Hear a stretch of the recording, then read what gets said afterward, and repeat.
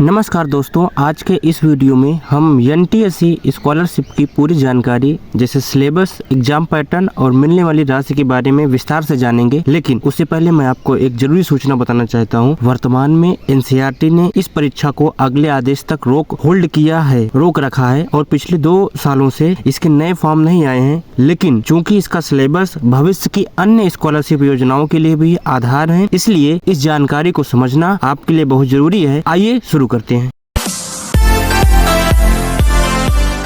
Hello दोस्तों, स्वागत है आपका हमारे चैनल बेस्ट टीचिंग में। आज हम बात करने वाले हैं कि एनटीएससी एग्ज़ाम क्या है और इस एग्ज़ाम की एलिजिबिलिटी क्राइटेरिया क्या है और यह कितने स्टेज में होता है, यानी कि यह कितने भागों में होता है, और इस एग्ज़ाम का पैटर्न क्या है और इसका पासिंग मार्क कितना है, हम इसमें कितने नंबर लाएं तो पास हो जाएं, और इसमें अलग अलग कैटेगरियों का रिजर्वेशन क्राइटेरिया क्या है, और अंत में हम ये बात करेंगे कि हमको कितनी स्कॉलरशिप इसमें दी जाती है। तो चलिए शुरू करते हैं। सबसे पहले हम जानते हैं एनटीएससी क्या है। यह एक स्कॉलरशिप प्रोग्राम है जिसमें छात्रों को छात्रवृत्ति दी जाती है। इसका full form national talent search examination, Hindi में इसे राष्ट्रीय प्रतिभा खोज परीक्षा कहते हैं। इस परीक्षा को एनसीईआरटी द्वारा कंडक्ट कराया जाता है। यह वर्ष में एक बार आयोजित की जाती है। अब हम बात करते हैं एलिजिबिलिटी क्राइटेरिया क्या होता है इस परीक्षा में शामिल होने के लिए। इस परीक्षा में भाग लेने के लिए हमें भारतीय नागरिक होना अनिवार्य है, आवश्यक है। छात्र कक्षा 10 में पढ़ रहा हो और उसकी उम्र 18 साल से कम आयु का होना चाहिए। अब हम बात करते हैं एनटीएससी कितने भागों में होता है। एनटीएससी का एग्ज़ाम 2 भागों में होता है। पहला होता है स्टेज 1 और दूसरा होता है स्टेज 2। जो पहला एग्ज़ाम होता है वो स्टेट लेवल पे कराया जाता है, यानी कि प्रदेश स्तर पे कराया जाता है। अपने राज्य जो होता है वो प्रदेश स्तर पे होता है स्टेज 1। अगर आप स्टेज 1 में क्वालिफाई हो जाते हैं, एग्ज़ाम को क्लियर कर लेते हैं, तब आपको स्टेज 2 में शामिल किया जाता है जो कि नेशनल लेवल में होता है। और इन दोनों एग्ज़ाम में कोई भी नेगेटिव मार्क नहीं होता है। और हम बात करते हैं स्टेज 1 के बारे में एक बेसिक जानकारी। स्टेज 1 मैथ और सेट 2 पेपर होते हैं। मैथ में 100 क्वेश्चन पूछे जाते हैं और सेट में भी 100 क्वेश्चन पूछे जाते हैं, और इन दोनों में 120 मिनट का समय मिलता है। और वैसे ही स्टेज 2 में भी मैथ और सेट 2 भाग होते हैं। दोनों में 100 क्वेश्चन पूछे जाते हैं और दोनों में हमें 20 मिनट का समय मिलता है, और इसमें कोई भी नेगेटिव मार्किंग नहीं होती है।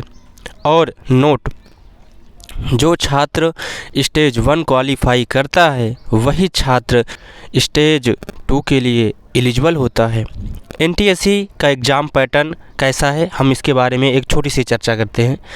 पेपर 1 जो होता है, test name mental ability test, reasoning होता है, एक प्रकार से हम कह सकते हैं। इसमें टोटल क्वेश्चन 100 होते हैं, टोटल नंबर 100 होते हैं, और जो समय होता है वो 120 मिनट यानी 2 घंटे का होता है। और एक दूसरा पेपर जो होता है, पेपर 2 जो होता है, सेट होता है। सेट यानी कि इसमें 2 भाग होते हैं ना, एक मैथ होता है और एक सेट होता है। तो जो सेट होता है उसे हम कहते हैं स्कॉलस्टिक एप्टीट्यूड टेस्ट।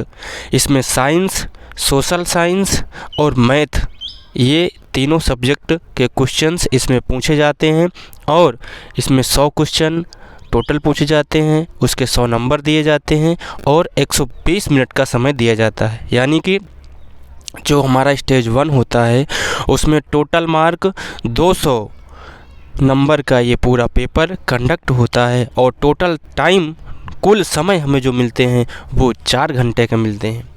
और अब हम बात करते हैं एनटीएससी का पासिंग मार्क क्या है, इसमें हमें पास होने के लिए क्या मार्क चाहिए।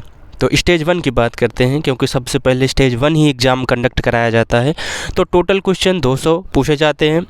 इसमें 80 को 64% क्वेश्चन को सही करने पड़ते हैं। मतलब कि एससी जो होता है उसमें 64% क्वेश्चन को सही, 128 क्वेश्चन क्वालिफाइंग एग्ज़ाम होता है।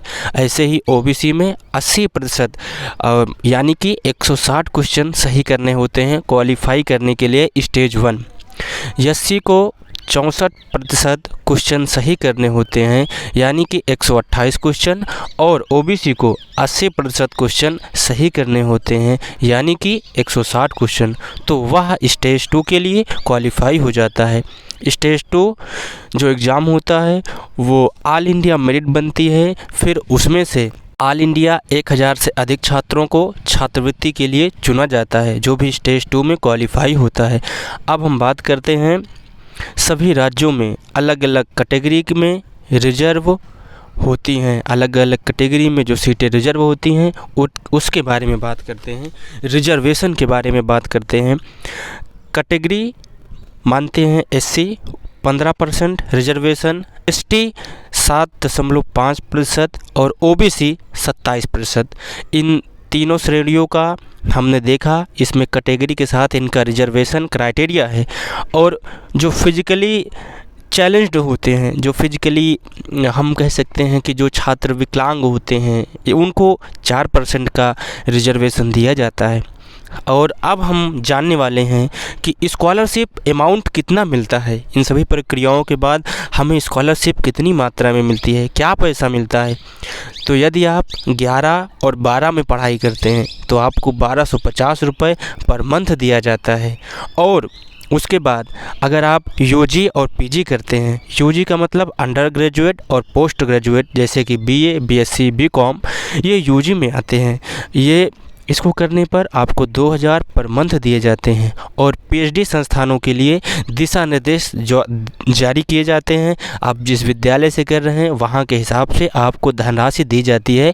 इसका कोई आंकड़ा अभी तक सरकार के द्वारा दिया नहीं गया है। तो जो छात्र एलिजिबल होते हैं उनको संस्थान के दिशा निर्देश द्वारा प्रदान की जाती है सारी धनराशि।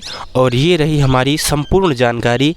एनटीएससी 2 भागों में होता है और एनटीएससी की सारी बातों को हमने चर्चा कर लिया। बहुत बहुत धन्यवाद दोस्तों वीडियो को लास्ट तक देखने के लिए। अगर आप बने हुए हैं तो चैनल को सब्सक्राइब कर दीजिए और वीडियो को लाइक कर दीजिए। और जो भी आपके डाउट हो, जो भी क्वेश्चंस हो, उसको कमेंट में पूछ लीजिए।